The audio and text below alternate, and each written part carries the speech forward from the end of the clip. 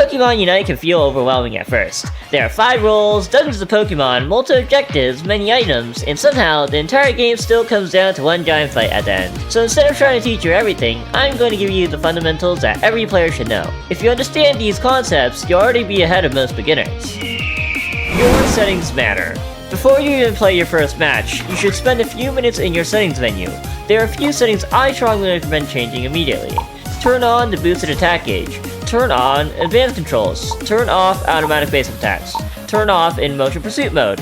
And change scoring from hold button to press button. These settings give you more control over your character and prevent a lot of frustrating mistakes that newer players run into.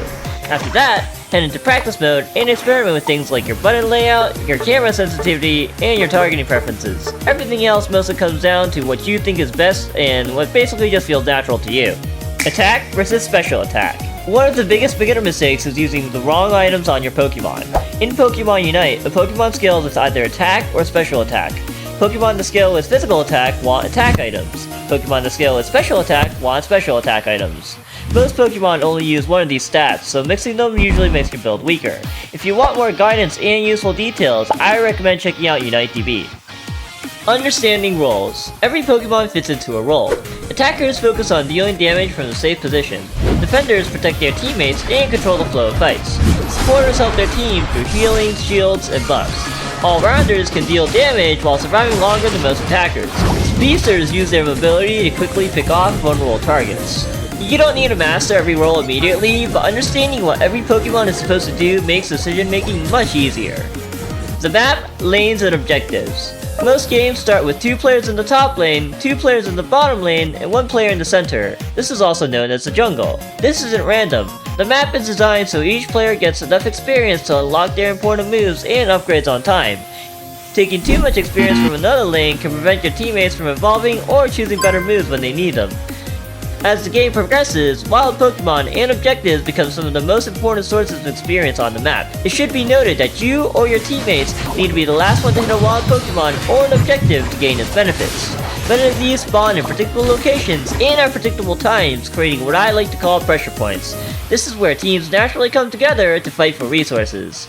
In Pokemon UNITE, being at the right place, at the right time, with the right moves can make all the difference when your team fights together. Scoring. While experience and objectives are very important, Pokemon UNITE is ultimately won by points. Successful fights often create opportunities to score, whether that's after winning an objective, defeating opponents, or pushing a goal with your team. You'll also score faster when standing on enemy goals with teammates. Therefore, grouping together can be more effective than trying to score alone. Overall, learning when to turn an advantage into points is one of the biggest skills you can learn in Pokemon UNITE. The final 2 minutes. Now, if you remember one thing from this entire video, remember this. The final 2 minutes decides almost every game. During the last 2 minutes, scoring is worth double points. More importantly, the final major objective appears. It'll give you buffs so that you and your team can score faster if you acquire it. However, you obviously have to fight your enemy before you can do so. Winning that fight can completely change the outcome of a match. You can dominate for 8 minutes and still lose here. You can struggle for 8 minutes and still come back here. You need to show up for that final fight no matter what. Conclusion. And that's all, folks. You don't need to worry about every matchup, every item interaction, or whatever advanced mechanic yet. Learn the basics first, then build on them. If there's something you're still confused about, leave a comment below. I'll answer what I can, and certain questions may even become their own videos. For now, focus on having fun, keep learning, and I'll see you in the next video. See ya!